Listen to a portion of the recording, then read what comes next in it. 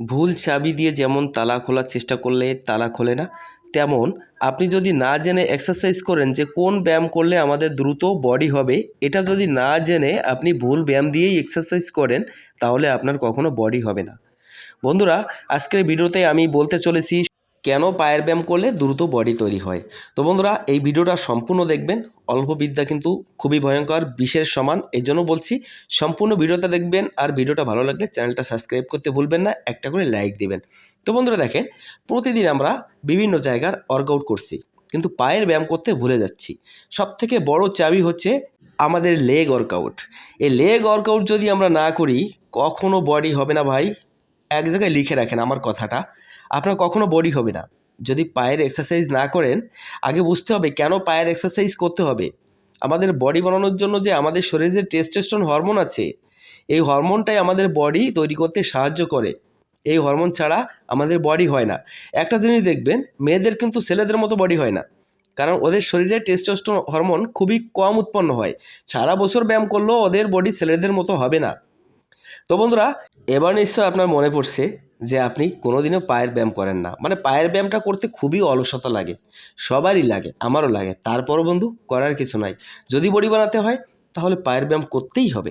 মানে যেমন আপনি ধরেন প্রত্যেক দিন আপনি হাতের ব্যায়াম করছেন, বুকের ব্যায়াম করছেন, বিভিন্ন জায়গার ব্যায়াম করছেন, কিন্তু মূল জায়গার ব্যায়ামটা আপনি করছেন না, তাহলে কিভাবে আপনার বডিটা ডেভেলপ হবে বলেন তো? মানে আপনাকে যেটা ইচ্ছা হয় না সেটাকেই আপনাকে বারবার করতে হবে, চেষ্টা করতে হবে। এই যে পায়ের ভিতরে লুকিয়ে রয়েছে আমাদের মানে মূল চাবিকাঠি, বডি বানানোর মূল চাবিকাঠি আমাদের পায়ের ব্যায়ামের ভিতরে লুকিয়ে রয়েছে। এবার তো বুঝতে পারছেন, আপনি কোনোদিনও পায়ের ব্যায়াম করেন না, এই জন্য আপনার বডি হচ্ছে না। একবার করে দেখেন না, একটা মাস আমার কথা শুনে পায়ের ব্যায়ামটা করে দেখেন, বডি হবে আঙুল ফুলে কলা গাছ, যেমন বলে না কথায়, এরকম হবে।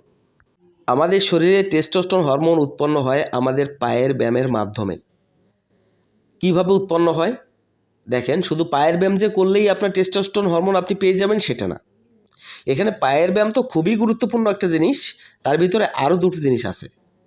সেটা আপনি যখন ওয়ার্কআউট করবেন তখন পর্যাপ্ত পরিমাণ আপনাকে ঘুমাতে হবে। পায়ের ব্যায়াম করছেন, টেস্টোস্টেরন হরমোন উৎপন্ন হচ্ছে, কিন্তু এটা বুস্ট হবে আপনার ঘুমের ভেতর থেকে। আপনি যখন ঘুমাবেন তখন এই টেস্টোস্টেরন হরমোন আপনার শরীরে রিলিজ হবে, সমস্ত জায়গায় রিলিজ হয়ে আপনার যখন ব্যায়াম করেন ক্ষত হয় শরীরটা, ওই ক্ষত জায়গাটা রিপেয়ার করে আপনার ক্ষত জায়গাটা আরও বড় করে দেবে। সহজ কথায় মাসুলগুলো গ্রোথ হবে। সেই তুলনায় আপনাকে কিন্তু হাই প্রোটিন নিতে হবে।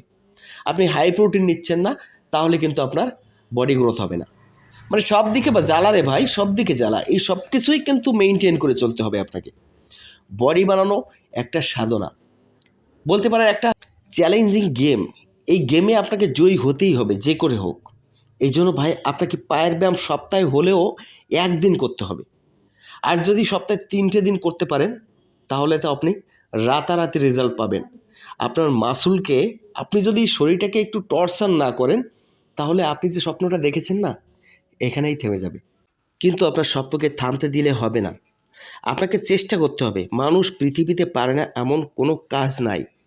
মানুষ এত কিছু আবিষ্কার করেছে, তাহলে আপনি কেন পারবেন না? আপনাকে পারতে হবে। আজ থেকে শুরু করুন পায়ের ব্যায়াম। এই পায়ের ব্যায়াম করে নিজের পাটাকে এত শক্তিশালী করুন যেটা মানুষ দেখে অবাক হবে। তো বন্ধুরা, ভিডিওটা আজ এই পর্যন্তই শেষ করলাম। সবাই ভিডিওটা শেয়ার করবেন সবার বন্ধুদের মাঝে। ধন্যবাদ সবাইকে।